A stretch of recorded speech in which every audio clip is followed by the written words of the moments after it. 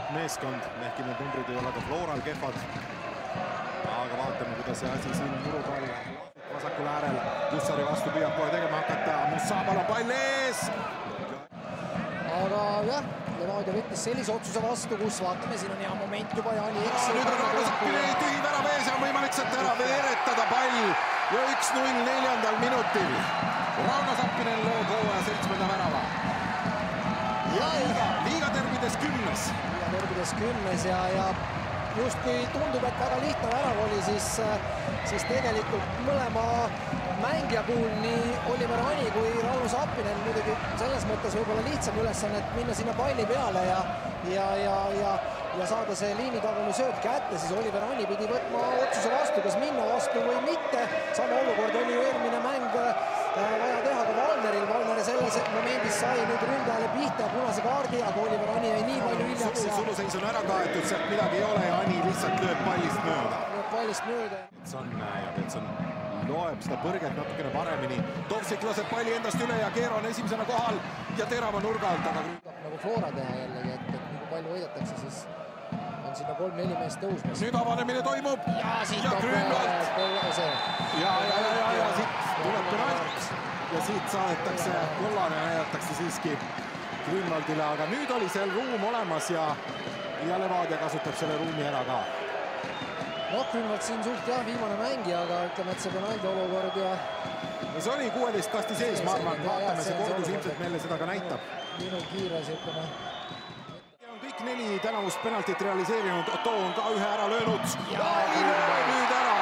Esimene penalti eksimus tuleb sel aastal Levadialt. Seal on hea mehed, 100% olid seni kõik realiseerinud, Javedo, Tambedou ja Otto ka oma ainsa, aga nüüd 20. minutil ei õnnestunud Ottool viigistada. Lihtne pall ka suhteliselt. Ei läinud täitsa posti kõrvale ja Grünwald ära lüüa, mitte ühtegi ei ole ära kasutatud ja Levadia Ainsalu löök ja keskel. Uuesti Ainsalule edasi nüüd 20 pealt, võtab panema peale veel sööduga. Adžiri keerutab. Ei, seal ei ole peal palli, kui olid kogu aeg veedad. Otto 2 meevalt läbi. Ja vaatame, kas läheb löögile. Ja sätib panema peale. Löögile randa kellegile. Ja nüüd edasi Schöning Larsen mööda maad. Ei ole ka Transil ja Kaljum need numbrid väga suured. Oi, kui hea pall ja tuleb. Aga Grünwald ja nüüd on värav tühi. Adžiri üritab lüüa ja ei saa Grünwaldist mööda. Läks nüüd tee peale libistama, aga Musabat kinni ei saanud. Musaba ise löögile ja tundub taas Otto. Ja nüüd liini taha sinna ja Keero ja Grünwald tõrjub. Muidugi liikus Schöning Larsen veel Ottoole edasi ja nüüd alla nurka, aga külje siit läbi minna Sappinen. Rauno Alliku. Ja nii sai näpud vahele. 2 varianti Ottoole võimalik ja lähebki löögile. Pirants on jätkuvalt Levadia kasuks, aga kas õnnestub siit neil veel viika välja võluda? Milline võimalus roosnub. Aga viimased variandid Levadial siin ikkagi väravat lüüa ja jällegi. No ei saa ja löövad Florakat selle minema. Positsioonid, kus keegi peab keda toetama, appi minema on väga hästi selgeks tehtud ja mängijad loevad seda olukorda ka väga hästi. Samas Robert Kirsi moment, et tal oli veel võimalik võib-olla isegi äärde mängida, aga proovis. Ja keskele. Pall sinna ette veel tuleb, Kirs proovib küll üles veel varvaste peale ajada ennast. Nüüd on Šopkovi lõpuülegelanud ja Tallinna FC Flora tõuseb Eesti meistrivõistluste liidriks punktiga mööda FC Levadiast. Kiro Torres ja Rafael Kivu Vassiljev tänavad ka teineteist hea mängu eest ja Levadia saab siis hooaja 3. kaotuse. Meil on tõepoolest aeg intervjuudeks ja minuga siin FC Flora peatreener Konstantin Vassiljev. Kostja, esimene võit sulle peatreenerina Tallinna derbis. Kas on siis ka magus? No derbis võit on alati magus, selles suhtes ei ole vahet, millal see tuleb ja kuidas see tuleb, et kindlasti. Ütles siin vaheajal FC Levadia abitreener või väravahtide treener Ain Tammus ka, et Flora on väga hästi teinud kodutöö ära ja osanud Levadia käigud kinni panna ja enda väravalust ka kaitsta kohati päris maruliste rünnakute eest. Kui palju sul nagu pea murdmist oli enne mängu?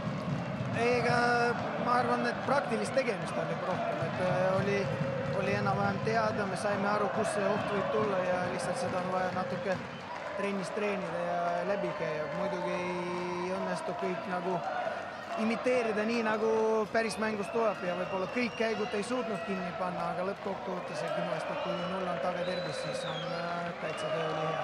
Ja, kaitsetöö kindlasti, aga võib-olla rünnaku poole pealt natukene kitsaskohti välja tuua, et selle ühe värava tegelikult Levadia kinkis teile ja ega peale selle väga palju ohtlikke olukordi ei olnud. Et kas see on ka midagi, mille üle sa pead murrad?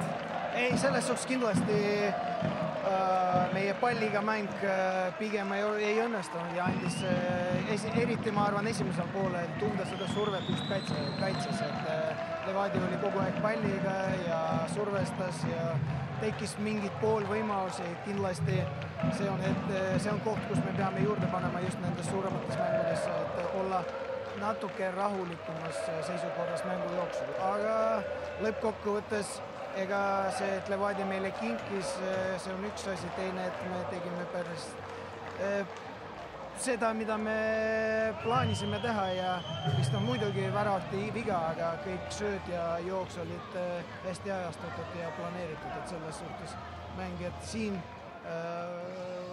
tegid kõik hästi. Ja nüüd tabeli liidrina järgmistele mängudele vastu, see paneb kõik ka suurema surve alla võib-olla. No kindlasti, et nüüd me kindlasti natuke pikem kui 2 päeva oleme seal tabelis nagu esimesel kohal ja võib-olla on aega sellega nagu kuidagi kohaneda ja samas nii palju on veel ees ja see punktide vahe on nii väike, et siin ei tohi mingit nagu ülemõtlemist olla. Selge, Kostja, aitäh! Aitäh! Vaatan nüüd, kas Curro Torres, kes on karguga, jõuab siia kiiresti tulla.